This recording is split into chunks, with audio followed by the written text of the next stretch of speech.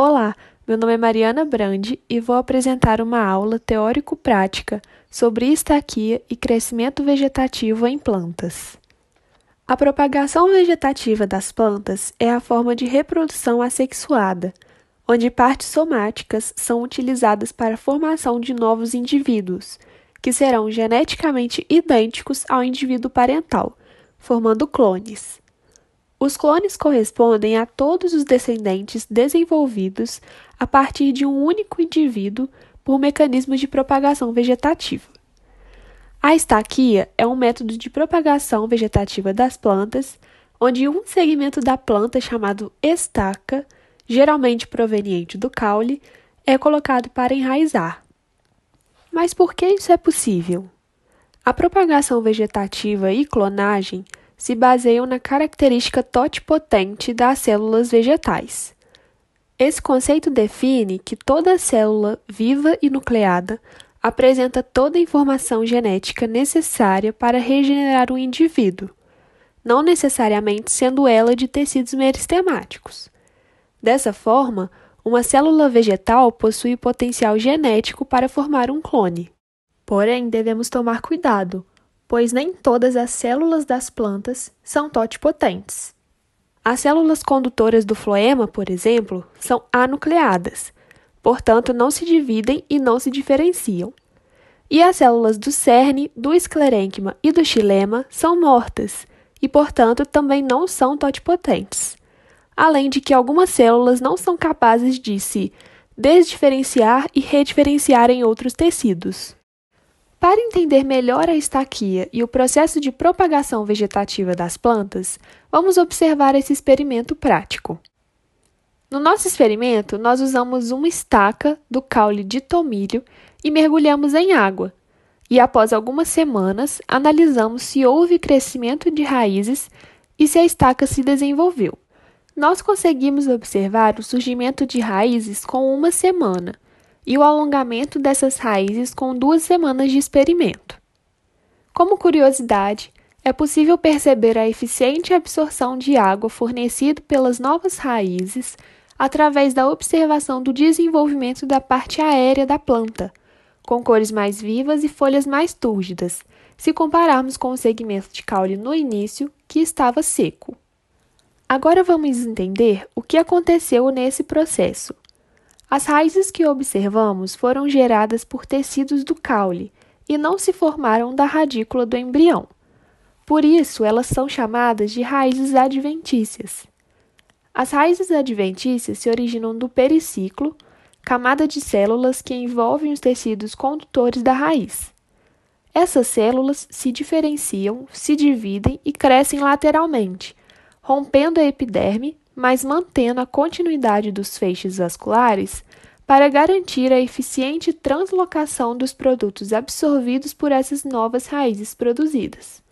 Na imagem, vemos as células do periciclo se dividindo e formando uma nova raiz adventícia lateralmente. O estímulo para o crescimento das raízes adventícias nas estacas acontece sob influência das auxinas, fito-hormônios importantes para os mecanismos de expansão celular e divisão das células. As auxinas são importantes para promoverem a diferenciação de células do periciclo e da endoderme das estacas. No entanto, os efeitos desse fito-hormônio no alongamento das raízes são de inibição, ou seja, as auxinas são mais importantes para a diferenciação das raízes. A inibição do alongamento pelas auxinas tem efeito maior nas raízes do que no caule, e esse efeito é devido ao estímulo de etileno pelas próprias auxinas. Os principais locais de síntese das auxinas são os meristemas vegetativos da parte aérea, os primórdios foliares e as folhas jovens.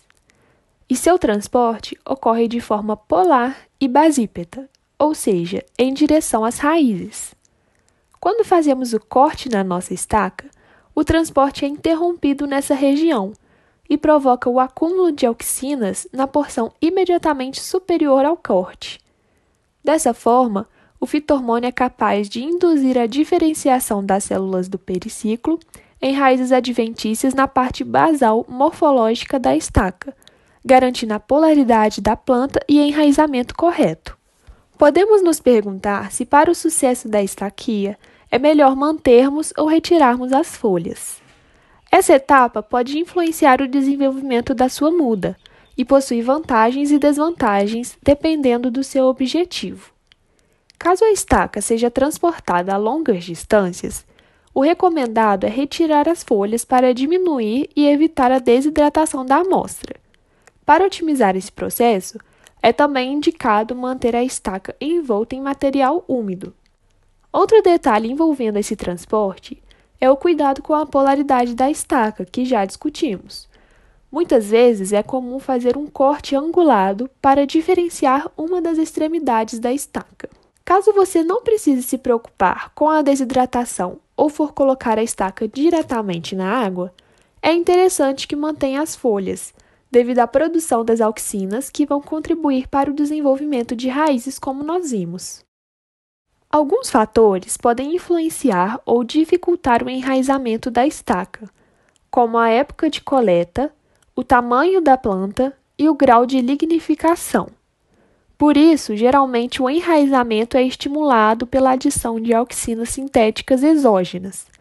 Ou no caso de plantas lenhosas, algumas estacas precisam que haja dano mecânico na sua base para que o enraizamento seja induzido. Esse procedimento tem por objetivo romper o anel de esclerênquima, um conjunto de células mortas que envolve o periciclo que podem impedir o desenvolvimento das raízes adventícias. Sobre a clonagem, existem vantagens e desvantagens. As vantagens são a geração de clones idênticos, o que é interessante para produtores que desejam reproduzir em maior escala uma mesma variedade de uma planta, devido às suas características desejadas, como cor, tamanho, resistência, qualidade dos frutos, entre outros. E também é uma forma rápida de criar mudas de plantas que têm sua germinação e desenvolvimento mais lento. No entanto, as características prejudiciais também são mantidas em todos os clones. Com isso, há menor variabilidade genética entre eles. Dessa forma, se aquela variedade possui alguma vulnerabilidade a algum fitopatógeno ou algum fator climático, todos os clones também ficarão vulneráveis a essa ameaça. Por isso, é interessante que, em produção de larga escala, os produtores intercalem diferentes clones e não tenham plantios totalmente uniformes, para diminuir os riscos de perda de toda a produção. Esse foi o vídeo, obrigado por assistir.